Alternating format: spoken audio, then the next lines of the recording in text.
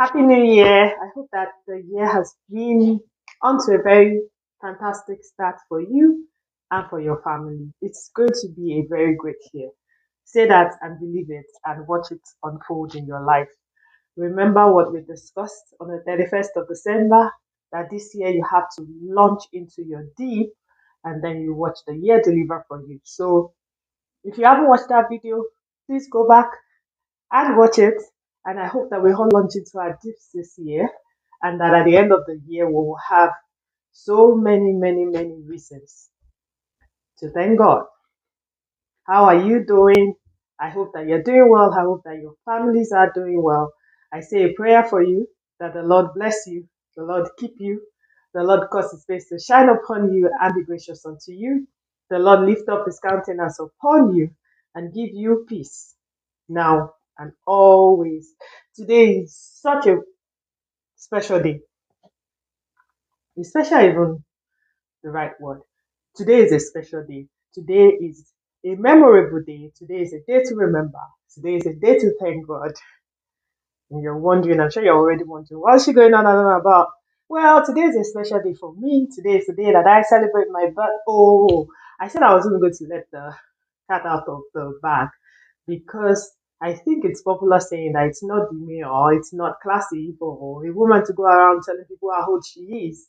So we are not going to talk about my age, but it's my birthday, and what I want to talk about over is around my age a little bit, or maybe it doesn't. Well, you decide. I've heard it say, I have it. I've had it said that you don't have the right to talk about life until you're past 40. So let's just see. I have the right to talk about life, and I'm going to be talking about life in the next, I think, in the next four videos that you probably see, because I want to keep it short. So I'll probably just make it a part. So this one we're going to call chapter 45, day one. I'm not telling you my age, you decide. And because, like I said earlier, once you've crossed 40, you have the right to talk about life. So I'm going to be sharing my life lessons on my birthday. And I think there'll be a lesson or two for you to pick from.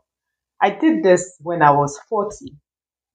And when I wanted to do it again this morning, because I wanted to make a fresh list without referring to the one I did 5 years ago. And at some point, I'll probably go back and compare notes. So I wanted to make a fresh list of of chapter 45. So fresh 45 list. The last time it was 40 life lessons.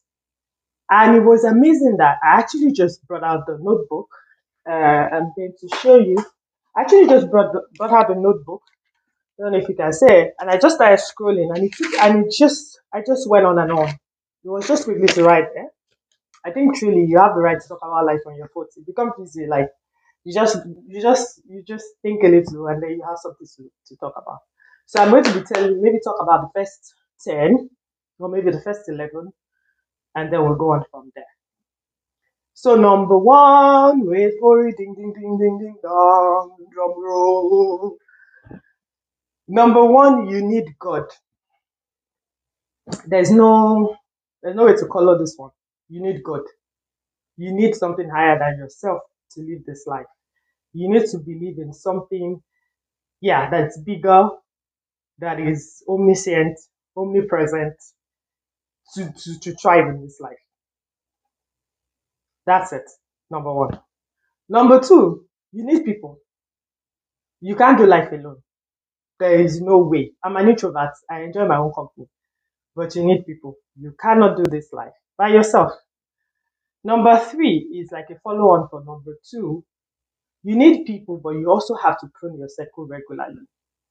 You have to make sure that you surround yourself with the people that you need at time.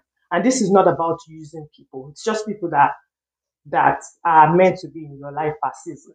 And you decide, you're going to decide that yourself. Number four, get education, whatever that means for you. Just learn something. Just get educated about something. It could be a new language, it could be a way of life, it could be culture, history.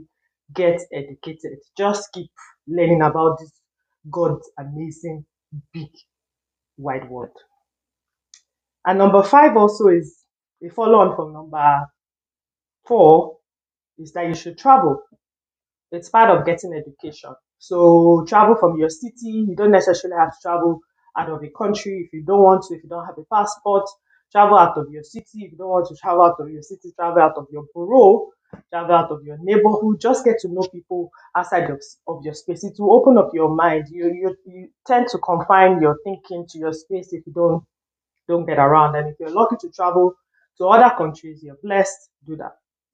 Number six, love yourself. Oh my God, I could go on and on about it. If you're watching me, I suppose you are old enough. Like this is probably this channel wouldn't appeal to people that are under 18, I'm sure. So if you're watching me, you are definitely an adult. And that means that in your life you've evolved, you've made mistakes, you've learned things that happened that you've had no control about over. People have hurt you. All of those things have happened to you, right? Life has just bewildered you one way or the other. I just want to tell you this, like, no matter what, today, starting from today, if you haven't learned that thing, just learn to love yourself, all of yourself. The way that I can explain that love yourself comes from the greatest book of all times, Argue with Yourself. As far as I'm concerned, the Bible is the greatest book.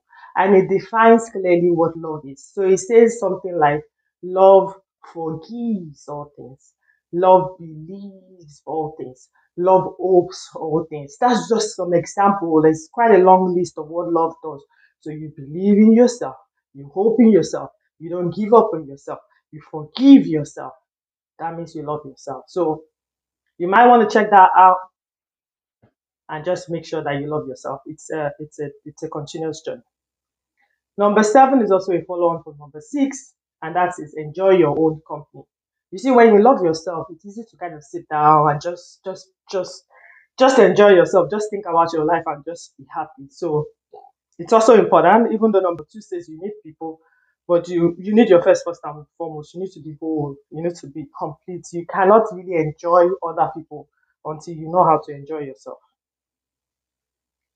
Number eight is, as soon as you're old enough, and I think everybody watching is old enough, as soon as you're old enough, make sure that you have a list of core values that you stand for. What are the things that you stand for in this life? And make sure you really stick to them. What are the things that are important to you? Is it honesty? Is it loyalty? Is it integrity? Is it hard work? Just have a list of things that you stand for. That if people mention your name and they say, oh, describe her, who is she? What does she stand for? People around you can actually say, oh, she stands for this, that, and that. Well, more importantly, you know it and be it, not necessarily for other people, but for yourself. Number nine, make very high demands on yourself. Stretch yourself. You see, as human beings, we have such ability. Oh my God. I don't think anybody ever gets to use like all their potential before they leave this space. We can do so much. We can, I mean, sometimes you even find yourself in some situation and you wonder how you survived it, right? It's just to tell you that you are so resilient, you can do so much. So stretch yourself, try as much as possible to just maximize that potential as much as. Number 10, because this is the start of the new year, I don't know when you're going to get to see this video, but I still think you see it around the start of the new year. I think it's good to kind of have some form of vision board in your mind, on your wall, wherever you like to put it. Just have something that you look at regularly that guides you. Like what am I working towards? It doesn't have to be annual. I think it should actually be like 5, 10 year plan. It's important that you have something like that. Number 11 is probably one of my favorite, and that's to practice gratitude. Oh my God, gratitude will do something for your soul. You really want to practice gratitude. I will stop here because I think I said that we're going to make it a 4-part series. So if you've enjoyed this one, wait for the second one and the third one and the fourth one before we move on to other topics of the year. Still super excited that it's a new year, that we made it. I hope that you're dancing and rejoicing and have so much joy welling up in your soul and your spirit. I hope that you're ready for such a ride. It's going to be a fantastic year. Yes, believe it. It's going to be a fantastic year, but it's going to also stretch you. You are going to have to work to make your dreams come true, and then they will come true. I love you with the love of God. Take care of yourself. Again, I say a prayer for you that the Lord bless you and keep you. That the Lord cause his face to shine upon you and be gracious unto you. That the Lord lift up his countenance upon you and give you peace. Now and always. I love you with the love of God, but don't you ever forget that God deeply, deeply loves you.